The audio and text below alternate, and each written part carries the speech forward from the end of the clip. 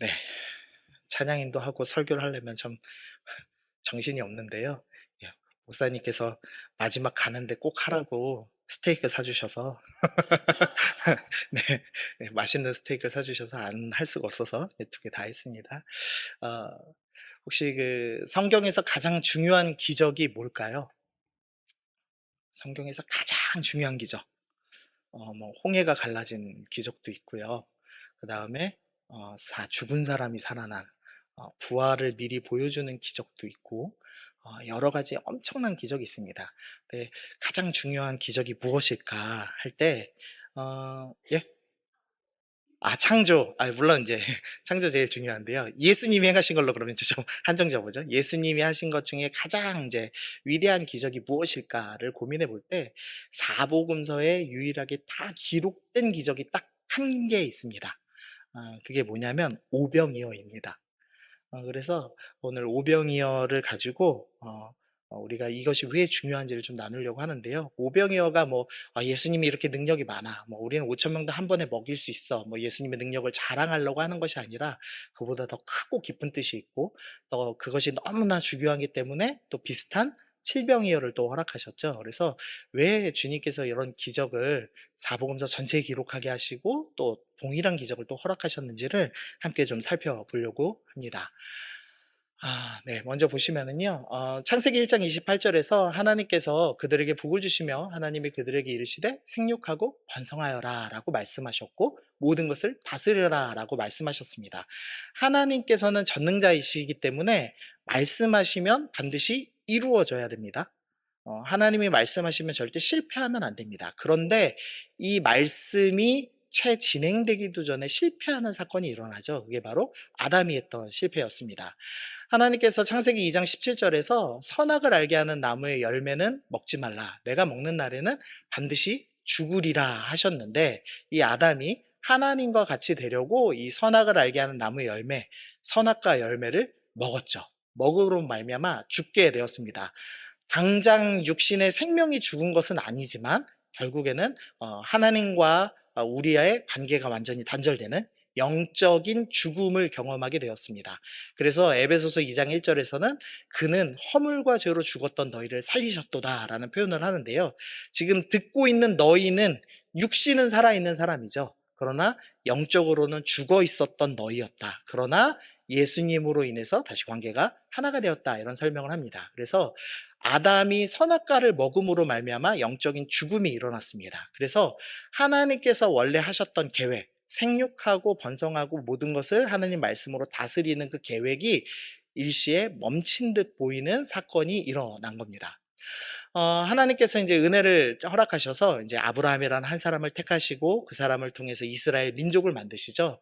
그리고선 출애굽기 4장 22절에서 너는 바로에게 이르기를 여호와의 말씀에 이스라엘은 내 아들 내 장자라라고 말씀하십니다. 이제부터 하나님께서 이스라엘을 장자라고 부르시면서 이스라엘을 통해서 하나님께서 계획하신 것을 다시 이루려고 하실 겁니다. 생육하고 번성하고 다스리는 그 일을 다시 이루실 것인데 말의 표현이 조금 바뀌었습니다. 뭐라고 바뀌었냐면 제사장 나라로 바뀌었습니다. 제사장 나라, 이 제사장은 어떤 사람이냐면 하나님께 예배하러 오는 사람들에게 하나님을 어떻게 예배해야 되는지를 알려줌으로써 영적인 생명을 갖게 하고 말씀으로 그 사람들을 다스리는 역할을 하는 게 제사장이죠. 그래서 본질은 동일합니다. 생육하고 번성하고 말씀으로 다스리는 일을 이 장자 이스라엘이 제사장 나라로서 감당해야 되는 새로운 사명을 주셨습니다. 그런데 이것도 실패하게 되죠. 실패하는 내용을 좀 살펴보면은요, 열왕기상 11장에 보니까 여호와께서 일찍이 이 여러 백성에 대하여 이스라엘 자손에게 말씀하시기를 너희는 그들과 서로 통혼하지 말며 그들도 너희와 서로 통혼하지 말라. 그들이 반드시 너희 마음을 돌려 그들의 신들을 따르게 하리라. 이 무슨 말이냐면 하나님께서 이제 이 가나안 땅에 가서 가나안 족속하고 너희 결혼하지 말아라입니다. 이게 뭐 혈통을 그러니까 다른 민족하고 결합해서 혼혈이 되면 안 된다. 그런 의미로 말씀하신 것이 아니라 신앙이 섞이면 안 된다는 의미로 말씀하신 겁니다. 우리가 여러 차례 살펴봤지만 만약에 하나님을 믿고 돌아온 이방인이 있다면 하나님께서 받아주셨죠. 그래서 룻이 다윗의 조상이 되었고 갈렙도 그런 예라고 말씀드렸고 또 모세와 결혼했던 미디안 여인도 그런 예였습니다. 그래서 이방인이 신앙 갖고 주님께 오는 걸 문제 삼는 게 아닙니다. 그런데 거꾸로 유대인들이 하나님 믿는 장자 이스라엘이 가나안 사람들에게 영향을 받아서 신앙을 버리고 가나안 신을 섬기는 것, 그것을 금지하신 일이었죠. 그래서 그것을 결혼하지 말아라 라는 말로 표현하셨습니다.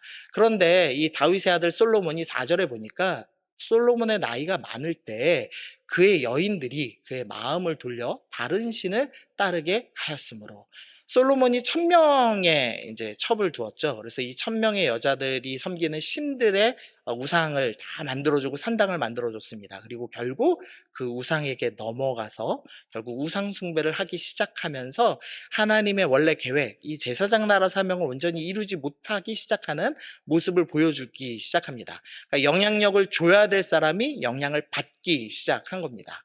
그랬다가 결국 이제 사고가 터지는데요. 북이스라엘에서 먼저 터집니다. 31절 보시면은요. 우리 31절 읽어보겠습니다. 시작. 느밧의 아들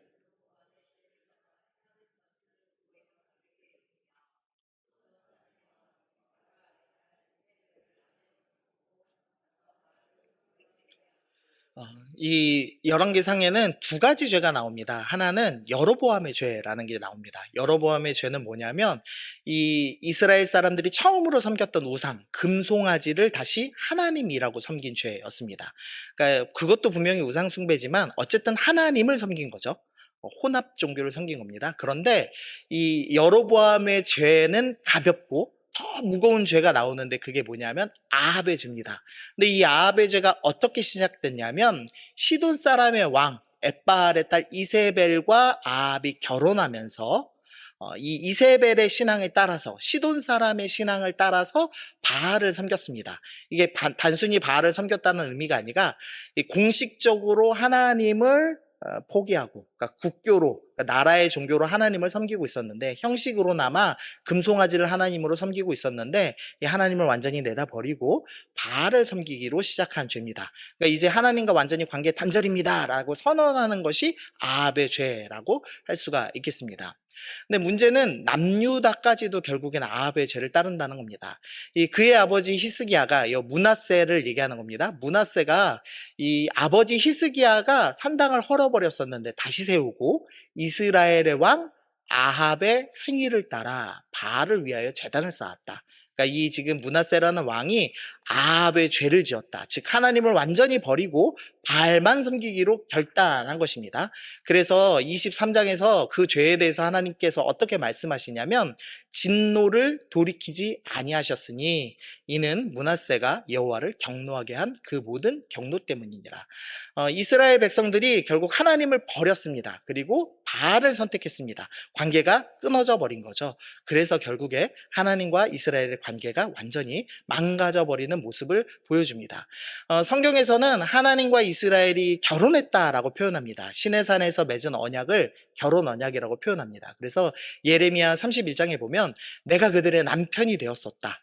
그런데 아합의 죄로 이들이 언약을 깨버렸다라고 이야기를 하고 있습니다. 그래서 다시 한번 이 아담이 죄를 지음으로써 하나님께서 계획하셨던 그 목적이 이루어지지 않았고 이번엔 장자 이스라엘을 통해서 다시 한번 이루려고 했던 그 사명이 또 한번 실패하는 모습을 보여주고 있는 겁니다. 그래서 이렇게 정리할 수 있습니다. 이방인과 연합함으로 결혼함으로 아합의 죄를 지음으로 언약이 파괴되었습니다. 이제 이렇게 할 수 있죠. 그리고 나서 이제 어떤 일이 일어나냐면 이제 북이스라엘과 남유다가 결국 언약이 깨졌기 때문에 하나님의 보호하심이 사라지고 완전히 멸망했습니다.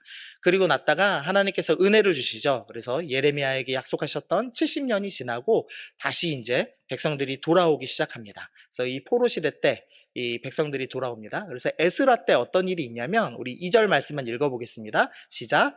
그들의 딸을 맞이하여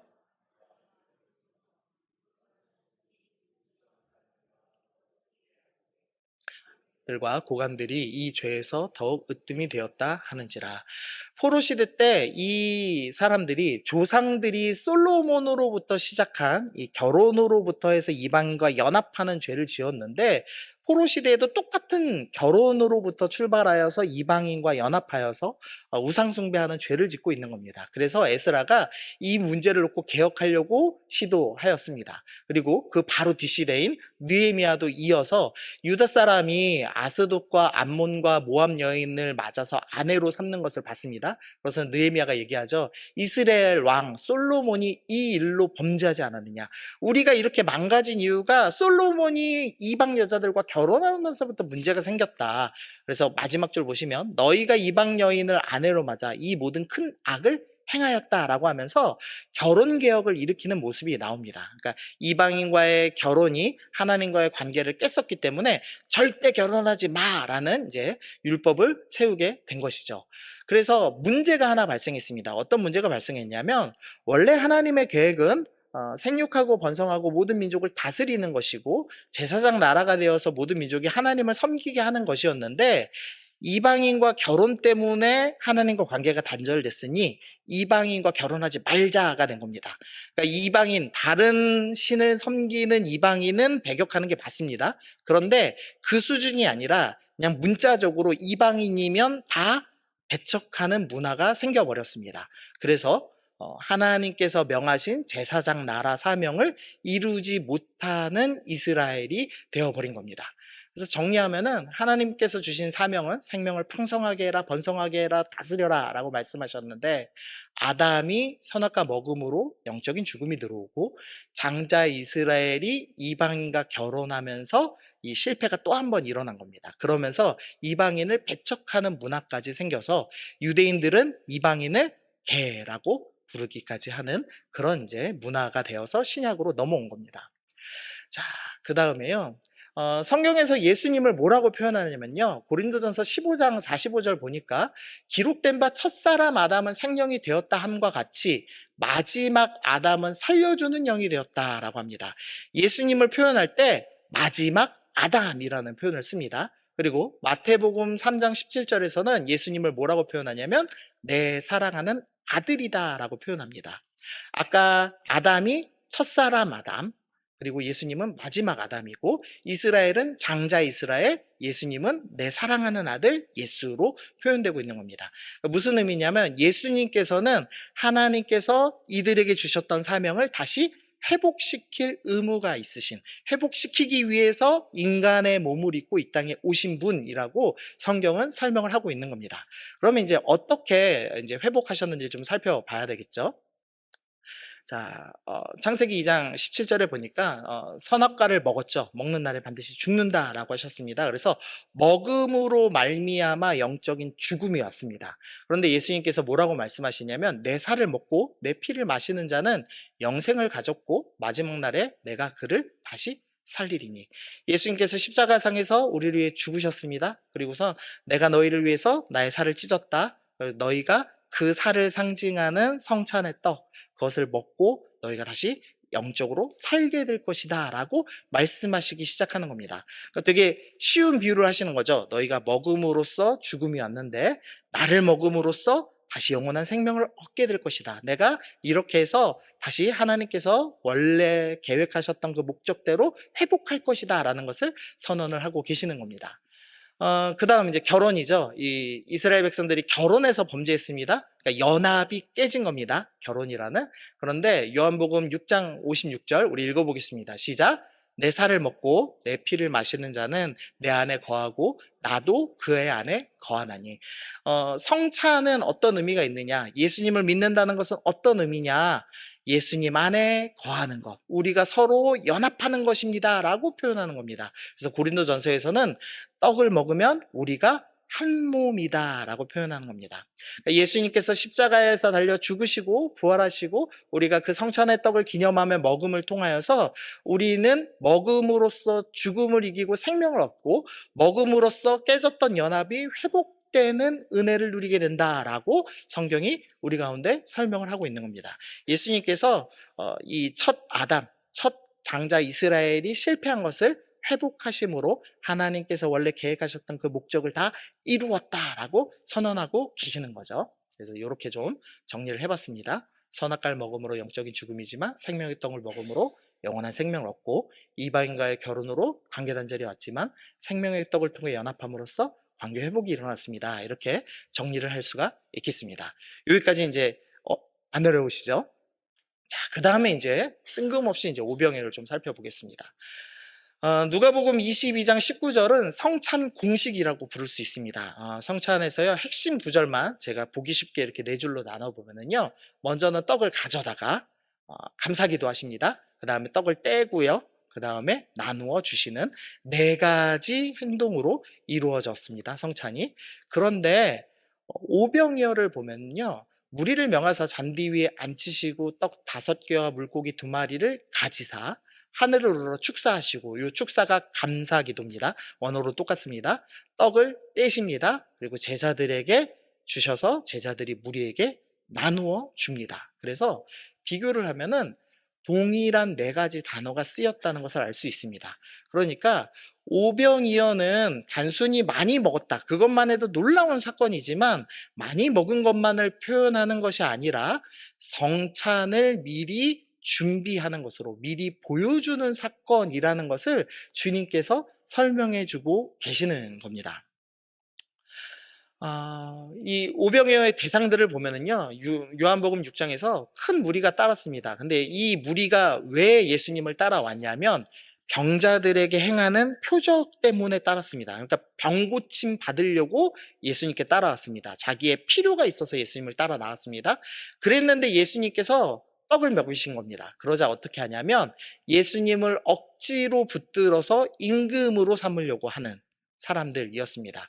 예수님께서 나중에 이들에게 얘기하시죠. 너희가 나를 찾는 것은 표적을 본 까닭이 아니요, 떡을 먹고 배부른 까닭이다. 그러니까 이 대상들은 어떤 사람들이냐, 철저하게 먹을 것을 보고 필요를 보고 예수님의 어떤 마음, 예수님의 명령이 중요한 것이 아니라 내가 편하기 위해서 예수님을 임금을 세우려고 하는 아주 무지막지한 자들이라고 지금 설명을 하고 있는 겁니다.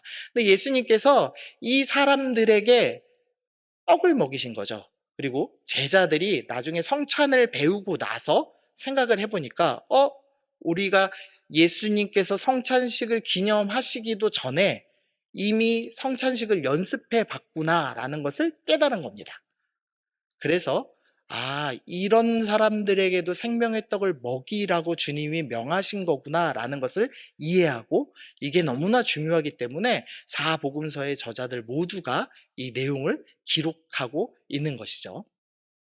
자, 그래서 정리하면은 이렇게 좀 정리할 수 있습니다. 그러니까 대상들이 형편없는 사람들이었다, 이 소리입니다. 예수님은 너희가 이런 형편없는 사람들에게도 먹여야 돼라고 말씀하신 겁니다.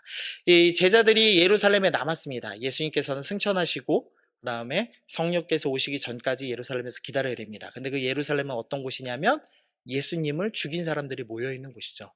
베드로가 처음 설교했던 것은 예수님을 죽인 사람들에게 한 설교이죠. 근데 이들이 이렇게 담대하게 복음을 전할 수 있던 이유가 있었다면 예수님께서 이 생명의 떡을 오병이어를 통해서 이런 사람들에게까지 먹여야 돼라는 메시지를 알려주셨기 때문입니다. 그래서 포기하지 않고 전하게 됐던 것이죠.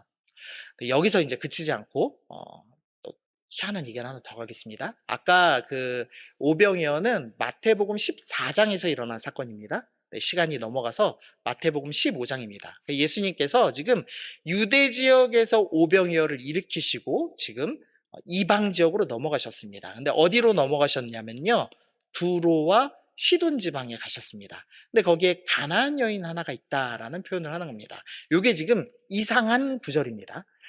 일단 마태복음은요, 이 마태복음은 그 유대인들을 위한 복음서입니다. 그래서 이방인들이 잘 모르는, 유대인들만 이해할 수 있는 코드가 몇 가지 숨겨져 있는데요. 먼저는 이제 하나는 시돈 지방이 특징, 하나의 힌트입니다. 아까 우리가 봤듯이 이스라엘이 하나님과의 관계가 단절됐던 이유는 아합의 죄 때문인데, 아합의 죄는 어디로부터 출발했냐면 시돈 사람에게부터 출발했죠. 그러니까 이스라엘 백성에게 가장 악한 땅은 어디냐? 시돈 땅인 겁니다. 그런데 그 중에서도 특히 악한 사람들이 있는데 누구냐? 가나안 사람입니다. 하나님께서는 가나안 사람들을 끊어버려라 라고 말씀하셨죠. 절대 이들과 함께하면 안 되는 사람들 목록에 들어가는 게 가나안 사람입니다. 사실 이 지금 마태복음 15장 22절에 있는 가나안 여인은요, 국적이 가나안 사람이 아닙니다. 잘 이해하시면 좋겠는데요. 국적은 가나안 사람이 아니고요. 마가복음에서는 그 여자는 헬라인이고 수로보니게 족속이라고 분명하게 얘기합니다. 마가복음은 이방인들을 대상으로 쓴 복음서입니다. 그래서 사실관계를 분명히 기록하는데요. 이 가나안 여자라고 불린 이 여자의 국적은 분명히 헬라인 수로보니게 족속입니다. 그리고 가나안이라는 족속은 이미 역사 속에서 사라진 지 몇백 년 된 뒤입니다. 왜냐하면 아수르가 정복한 이후로 민족을 다 섞어버렸기 때문에 이 가나안이라는 족속 자체가 사라져서 전혀 나오질 않습니다. 그런데 가나안 여자라고 기록한 이유는 마태가 유대인들이 이해할 수 있는 단어를 쓰는 겁니다. 이 사람은 절대 상종할 수 없는 개만도 못한 이방인입니다 라는 표현을 하고 싶어서 가나안 여자라는 표현을 쓴 겁니다. 그러니까 정리를 해보면 이 사람은 시돈에 살면서 절대 구원받을 수 없는 개만도 못한 이방 여자입니다 라고 표현하려고 시돈 사람 가나안 여자라는 표현을 지금 쓰고 있는 겁니다. 자, 이해가 되셨죠? 자, 그랬는데 예수님께서 이 여자가 자기 딸이 귀신 들렸다고 이제 예수님께 부르짖습니다. 그런데 예수님께서 평소와는 전혀 다른 모습을 보여주십니다. 일단 한 말씀도 대답하지 않으십니다. 그리고 나서 나는 이스라엘 집에 잃어버린 양 외에는 다른 데로 보내심을 받지 아니하였노라. 나는 이스라엘 사람만 구원하지 나는 이방인 너 개만도 못한 이방인은 구원하지 않을 거야 라고 대놓고 매몰차게 얘기하십니다. 그러면서 자녀의 떡을 취하여서 이스라엘 백성에게 줄 떡을 개들 이방인에게는 던져주지 않을 거야 라고까지 얘기하시는 겁니다. 그러니까 유대인들하고 똑같은 태도를 취하시는 거죠. 이스라엘 사람들이 이방인들 때문에 하나님 관계가 깨지고 우리가 포로 시대를 보냈기 때문에 우리는 이방인하고 절대 이제 같이 하지 않을 거야. 우리는 하나님께서 제사장 사명 주셨지만 우리는 절대 이방인에게 복음을 전하지 않을 거야 라고 완전히 단절되었죠. 근데 예수님께서 똑같이 이스라엘 사람들처럼 나도 이방인한테는 아무것도 주지 않을 거야 이런 지금 말씀을 하고 계시는 겁니다. 그래서 이스라엘은 잃어버린 양이고 자녀며 이방인은 대답할 가치도 없는 자며 개다라고 표현을 하죠. 그런데 가나안 여자가 뭐라고 얘기하냐면 주 다윗의 자손이여 라는 표현을 하기 시작하는 겁니다. 이 다윗의 자손이라는 용어는 뭐냐면 메시아를 부르는 말입니다. 그래서 예수님께서 예루살렘 성에 들어갈 때 다윗의 자손 하면서 호산나 호산나 외쳤죠. 그러니까 당신은 메시아입니다 라는 말을 절대 구원받을 수 없는 시돈 땅의 가나안 여자가 지금 내뱉기 시작합니다. 그러면서 주님 맞습니다. 나는 개만도 못합니다. 그런데 개들도 제 주인의 상에서 떨어지는 부스러기를 먹습니다. 주님 나를 불쌍히 여겨주세요 라고 이야기하기 시작하죠. 그래서 모든 사람들 앞에서 이방인임에도 불구하고 메시아에 대한 명확한 이해가 있으며 자신이 죄인임을 명확하게 인지하고 있는 이방인, 믿음이 있는 이방인이 있다는 것을 사람들 앞에, 이 유대인 제자들 앞에 드러낸 겁니다. 그래서 그때서야 예수님께서 여자여 내 믿음이 그도다라고 하시면서 이 여자를 고쳐주시죠. 그 다음에 일어나는 사건이 뭐냐면 여기 그래서 설명 마저 드리겠습니다. 그래서 결혼으로부터 하나님과의 관계가 단절되었는데 그래서 이방인을 배척하게 되었는데 이 가장 악한 땅 시돈, 가장 악한 가나안 여인도 구원받을 믿음이 있다라는 것을 제자들한테 이 유대인 남자들한테 다 보여준 겁니다. 그리고 나서 무슨 일을 하시냐면 질병이어를 하시는 겁니다. 예수께서 거기서 떠나서 갈릴리 호숫가에 이르러 산에 올라가 거기 앉으시니 큰 무리가 다리 저는 사람과 장애인과 맹인과 말 못하는 사람과 기타 여럿이 와서 예수의 발 앞에 앉히고 고쳐주십니다. 근데 우리가 갈릴리 호숫가라고 하니까 이거 유대 지역이라고 생각을 합니다. 근데 갈릴리는 너무나 큰 호수여서 바다라고 불리는 지역이죠. 그래서 지금 예수님께서 계시는 갈릴리는 데가볼리라고 불리는 이방인 지역입니다. 그래서 예수님께서 이 이방인들을 고쳐주시기 시작했습니다. 이 가나안 여자한테는 이 걔들한테는 줄 떡이 없다라고 얘기하셨죠. 그런데 그러면서 이방인들도 이제는 복음을 받아들일 수 있는 믿음이 있어라는 걸 드러내시자마자 이방인들에게 당연하다는 듯이 고쳐주시고 복음을 전해주시기 시작한 겁니다. 그랬더니 그 사람들이 뭐라고 하냐면요. 우리 빨간 글씨만 읽어보겠습니다. 시작. 예, 이스라엘의 하나님께가 이상한 구절이죠. 유대인들은 하나님께 영광 돌립니다. 이스라엘의 하나님께란 표현을 쓰진 않죠. 그러니까 무슨 소리냐면 이 사람들이 이방인이기 때문에 이스라엘의 신에게 영광 돌리기 시작한 겁니다. 그러니까 예수님께서 이방인들에게 고쳐주셨다라는 것을 보여주신 겁니다. 그리고 나서 칠병이어가 일어납니다. 근데 칠병이어도 성찬 공식이 그대로 들어가 있는 겁니다.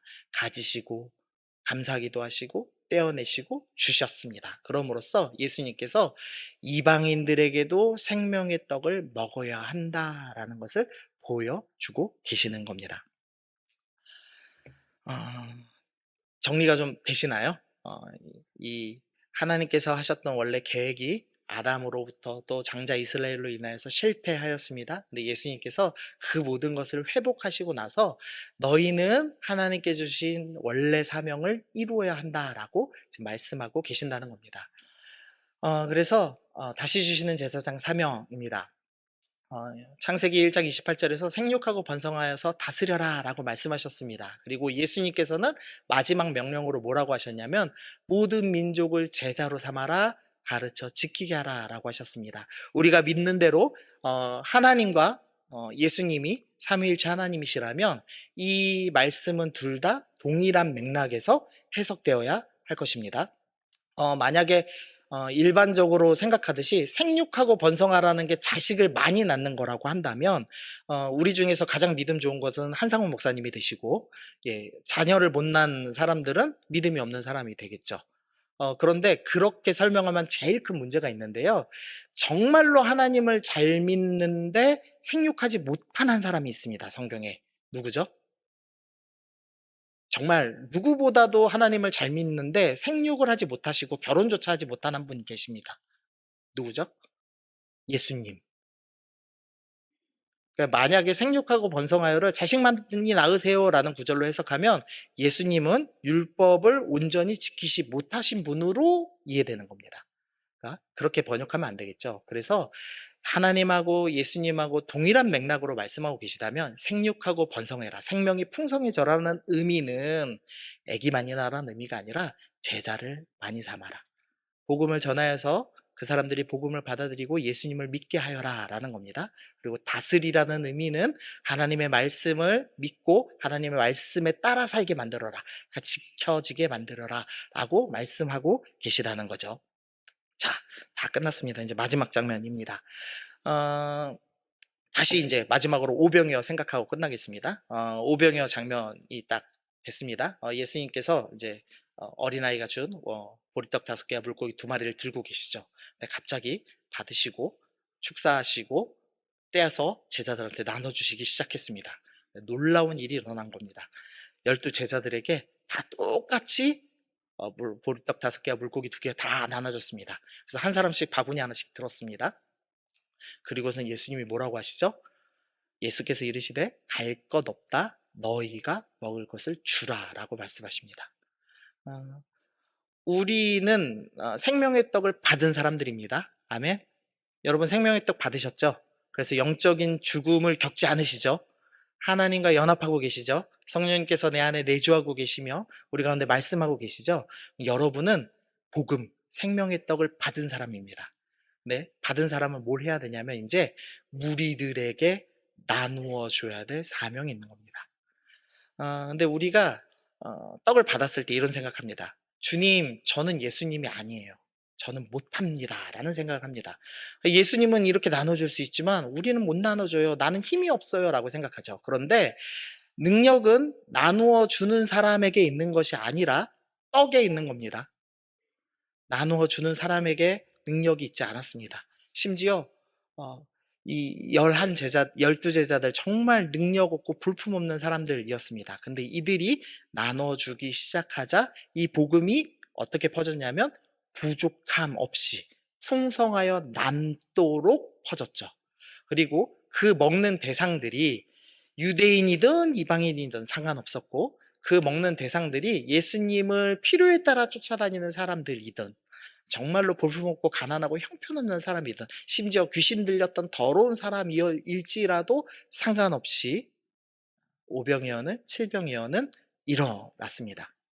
주님께서 우리에게 말씀하시는 겁니다. 나는 처음부터 제사장 나라 사명 이루었으면 좋겠다. 생명이 번성하고 풍성하고 복음이 가득해지고 말씀을 통해 사람들이 다스림받는 그 일을 내가 보고 싶다라고 말씀하셨습니다. 그리고 예수님께서는 우리를 다시 살리시고 너희가 이 사명 이루어라 라고 오병이어와 칠병이어를 통해서 우리에게 명령하고 계시는 겁니다. 너희가 모든 민족을 제자로 삼아서 아버지와 아들과 성령의 이름으로 세례를 주며 가르쳐 지키게 하라라고 주님께서 명령하셨습니다. 그리고 이제 우리는 복음의 떡을 들고 서 있습니다. 근데 어떤 이는 이 복음의 떡을 나는 능력 없어요 하면서 끝까지 혼자 안고 있을 겁니다.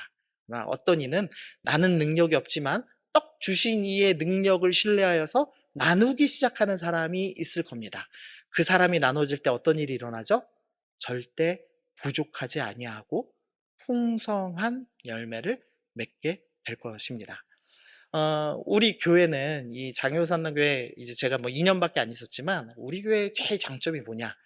우리 교회 처음 시작할 때 이 성중에 내 백성이 많다라는 말씀 가지고 목사님이 시작하셨잖아요. 우리 교회는 복음 전하는 교회입니다. 제자 훈련하는 교회는 공부만 하는 교회 아닙니다. 복음 전하는 교회입니다. 그래서 우리가 사랑 나눔 축제를 하고 복음을 전하기 위해서 끊임없이 애를 쓰고 있는 겁니다. 그런데 우리 중에 어떤 사람은 주님께서 주신 이 놀라운 떡, 절대 부족하지 않을 이 복음을 붙잡고 자기 혼자 끌어안고 사는 사람들이 있습니다. 주님께서는 그러면 너 하나님께서 명하신 사명 이루지 못한다라고 말씀하시는 거죠. 내가 가서 먹을 것을 주어야 한다. 너의 능력이 아니라 떡의 능력이 내가 그 떡이 풍성하게 되게 만들어주겠다라고 약속하고 계시는 겁니다. 그래서 이 말씀 기억하시면서 주님, 내가 내 힘이 아니라 주님의 힘을 의지하여서 떡을 나누는 사람, 복음을 나누는 사람, 예수 그리스도를 나누는 사람이 되겠습니다. 우리 교회가 그렇게 복음 전하는 교회로서 계속 이 지역 가운데 복음 믿는 사람이 끊이지 않게 만드는 생명의 풍성함이 계속 유지되도록 하는, 그래서 하나님을 기쁘시게 하는 그런 교회가 되기를 소원합니다. 그렇게 기도하며 싸우시는 여러분 되시기를 소망합니다.